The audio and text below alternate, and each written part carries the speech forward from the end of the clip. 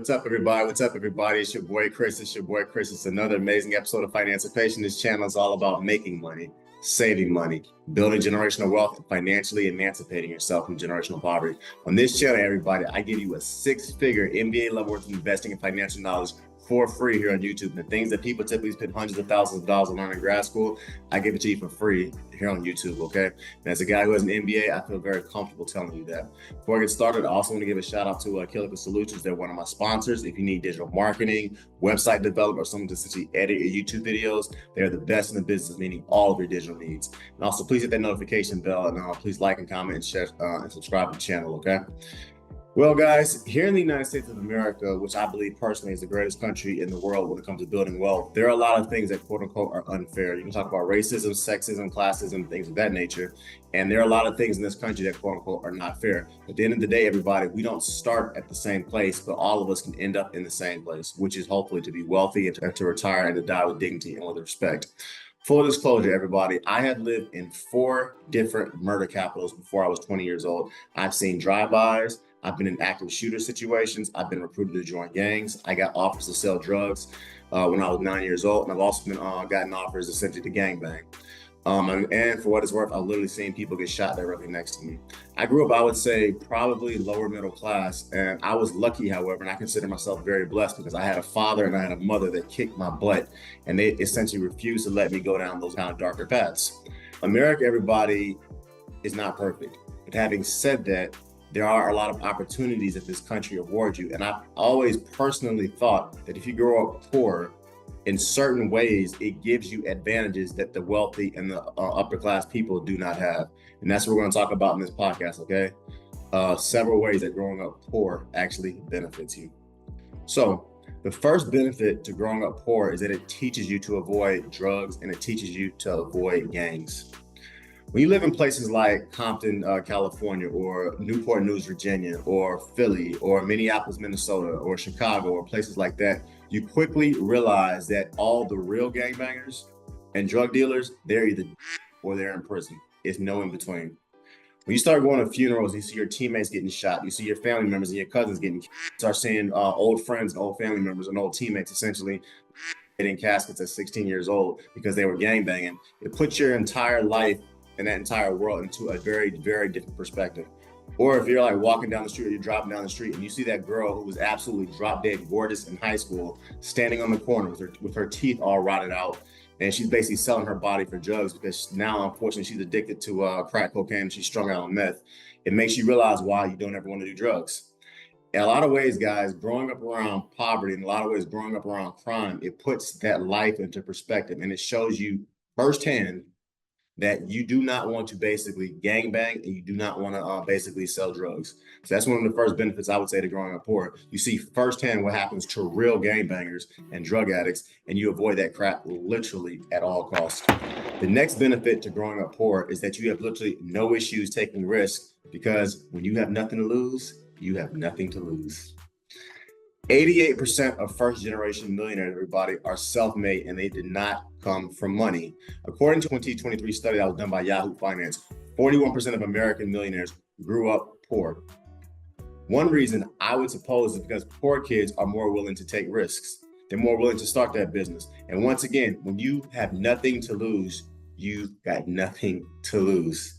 And because you have nothing to lose, you're more willing to take risks and overcome the fear of trying new and harder things because you don't want to go back to the environments that you came from. The next benefit, everybody, to growing up poor is that you have no issues taking risks, starting that business, becoming an entrepreneur, or trying something new because you do not want to go back to the environments that you came from. Next, the next benefit to growing up poor is that it instills in you a desire to be an entrepreneur and to change your circumstances. So I talked about this a little bit earlier, everybody. When I was in middle school, I got in a lot of fights. And one reason why I got in a lot of fights was I got sick and tired of people laughing at the kind of clothes that I wore, the shoes that I wore, and things of that nature. And I want to give a shout out everybody to people who know what I'm about to say. Does anybody remember TIMs or Payless shoes? I got in a lot of fights because of those kind of stores, okay? And because of wearing those kind of brands. But to keep it real, I got tired of essentially having to share clothes with my older brother, and I got tired of people laughing at me. So as a result, one day I basically went to Sam's Club. I bought a box of 100 blow pops. I loaded a gym bag full of candy, and I just started selling it essentially to people. In middle school and high school, I affectionately became known as the Candy Man. Snickers, Blow Pops, Jolly Ranchers, Reese's Pieces, Airheads. I sold all of it. In fact, everybody, I sold so much candy in high school and in middle school, I literally bought a car selling candy. And to keep it completely 100, everybody, I would literally stand on the corner, like going in between classes and stuff like that, selling candy and things of that nature. And I would have lines of people lining up basically to buy my candy. It was to the point where I actually have security guards and teachers check me to make sure that's all that I was selling. It was funny.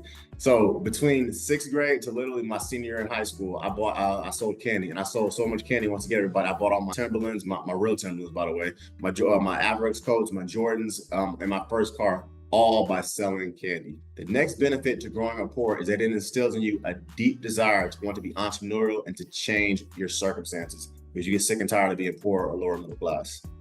Before we go any further, please hit the notification bell so you know when I drop new content. Please like, please comment, please share, please subscribe. It helps the algorithm, and I thoroughly enjoy giving you all free content. The next benefit to growing up poor is that it toughens you up and it gives you a tremendous hunger for education. Whether it's blue collar or white collar, everybody, a good education and having an insanely strong work ethic are the great equalizers between poor kids and wealthy kids. There's obviously certain advantages that come from going to the best schools, having two parents in the household, having the best laptop, and being able to afford the best tutors.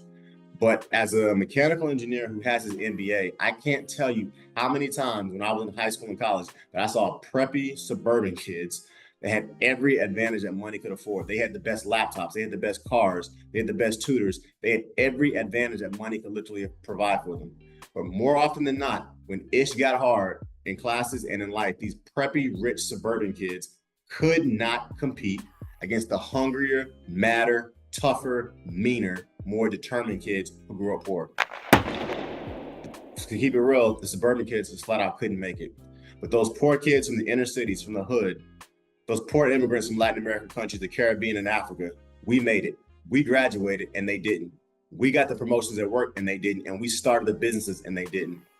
We were basically the kids from the hood and the inner cities and from the immigrants. And the reason why we made it was because, once again, we did not want to go back to the circumstances that caused us to grow up in those environments. So whether it was my mechanical engineering classes, my finance classes in grad school, whether when I got to corporate America or things of that nature, or when I started off as an entrepreneur, when times got hard, we got harder and we got smarter. But the kids who grew up on Easy Street, the kids who grew up essentially with every privilege that money could afford, the kids who grew up basically wealthy, a lot of them just flat out quit. There's a certain level of hunger that you have to develop when you grow up poor, and when you grow up around chaos, around gangbangers, around drugs, around drive-bys, and around war. There's a certain level of hunger that comes with kids that grow up in these harsher, meaner, tougher, nastier environments. Because if you grow up in those environments like that, you quickly realize that life's not fair, and that a good education and working hard and starting a business is our meal ticket to a better life. The next benefit to growing up poor is that life quickly and brutally toughens you up, and you quickly realize the importance of getting a good education and working hard, whether it's blue collar or white collar. Next benefit to growing up poor is that it teaches you how to be resilient and how to have thick skin. See, when you grow up around racism or sexism or classism or colorism or chaos, you quickly learn that you had better develop thick skin, because if you don't, you're screwed. Why are you always reading and studying so much? Do you think you're better than us?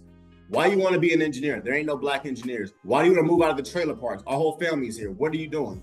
I hate you and I hate everything about you, and I hope your business fails. Minus the trailer park comment, I have literally had people tell me everything that I just got done telling you. I've been cussed out. I've been called the N-word. I've seen swastikas drawn on some of the things that I've had. They found nooses on some of the places that I've been in working at, and I was the first person to show up who looked like me when I got there.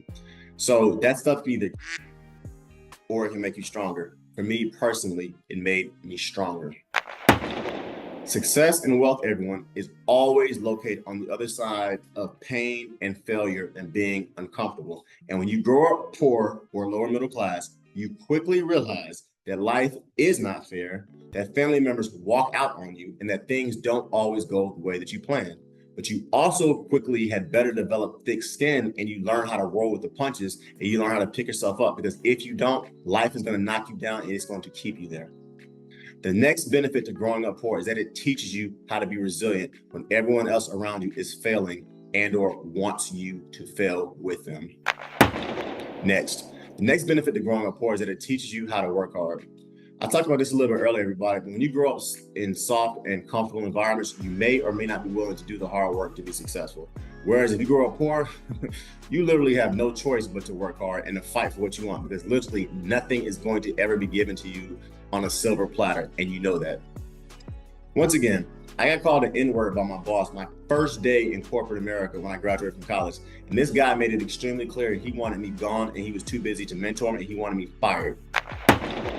And as a result, I had to learn everything on my own, and it made me a vastly better engineer, because while he was running around essentially ignoring me, I was in my books, I was on YouTube, I was watching podcasts, and I was doing everything I possibly can to become the best possible engineer that I could, and it eventually led me to start my own business. It's not a coincidence, everybody, that 45%, once again, 45% of Fortune 500 companies were started by first-generation immigrants. It's not a coincidence, everybody, that according to Charles Schwab, the fastest growing group of investors in America are Black Americans. And it's also not a coincidence, everybody, that the fastest growing group of people starting businesses in 2023 were Black American females. Because when you experience racism and sexism and colorism and classism in corporate America, or in life, you figure out ways to navigate around that issue so that you can become the best version of yourself. The next benefit to growing up poor is that it teaches you to work extremely hard, and it teaches you to navigate yourself around idiots and around very negative circumstances. Next, the next benefit to growing up poor is that you quickly get used to setbacks in life, because setbacks are going to happen. When you grow up poor and you get fired, you basically get mad about it, but you know what, you go out and you get another job. When you grow up poor and your girl leaves you or she cheats on you, you say, all right, well, whatever, I'll get another one. When you grow up poor and your cousin gets locked up and they basically have a trial that doesn't go their way, you cry about it, it pisses you off, but you go visit them during visitation. And then when they get out of prison, you basically have to start a job so they get back on their feet. One of the coolest things about growing up poor or lower middle class is that you quickly learn that nothing is beneath you and that life is all about getting back up after you fall down. So as a result, when you get put out on your own and things go wrong, or when you're trying to essentially build wealth and financially emancipate yourself from poverty, when things don't go the way you want them to, you still get up and you keep moving forward. The next benefit to growing up poor is that you will see setbacks as a normal, everyday part of life. You cry about it for a little bit, but the next day you wake up and you figure out how to move on with your life. And lastly, the last benefit to growing up poor is that it teaches you how to be empathetic to others and the importance of giving back. So this is a guy whose mother, she essentially had him at 15 and he never met his father.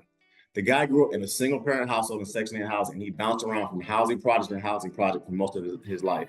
When he got older, he became a successful businessman. He ended up creating a school where poor children that grew up just like him had access to computers, good teachers, and better resources. That guy's name is LeBron James, and he has sent over 1,100 kids to college for free and literally transformed his old neighborhood. This is other guy whose dad essentially abandoned him as well at 3 years old. His daughter died at childbirth. His girlfriend was killed in a car accident shortly after his best friend overdosed on narcotics. Today, this same guy has been extremely successful in his own career. He pays the breakfast and lunch tabs for his employees who work for him, and he occasionally pays their taxes as well. Some studies actually show this guy has given his fellow coworkers over $100 million over the last 30 years. And the guy's name is Keanu Reeves. He played Neo in The Matrix, John Wick, in all 4 movies, and he is worth over $350 million. And still to this day, they say if you walk in certain parts of New York or certain parts of LA, you can see this guy literally sitting on a bench, eating a Subway sandwich with a homeless man. Keanu Reeves, he's a different one, that's for sure. Till this day, everybody, just for me personally, if I see kids selling candy on the side of the road or selling lemonade, I always stop my car and essentially buy it. And the reason why is I was that kid one day. And when I was a little kid growing up, I got sick and tired of constantly seeing my family members work hard their entire lives and then die penniless and die broke. So when I got to college, I studied engineering and I got my MBA because I wanted to learn how money works and how to invest it, because I got sick and tired of seeing people who worked hard their entire life die penniless and die broke. And when I learned how money works, I started teaching people what I learned. One day I decided to start a podcast and a business with that. And that business is what you're looking at right now with Financipation.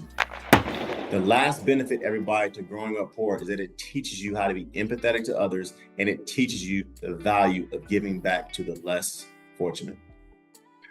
With that, everybody, this channel, Financipation, is all about making money. It's all about saving money. It's all about building generational wealth. And it's all about financially emancipating yourself from generational poverty. You can book a one-on-one session with me at any point. The link is below. I'm not giving you financial advice on this channel. You must make responsible decisions based on the thorough independent research that you do for yourself.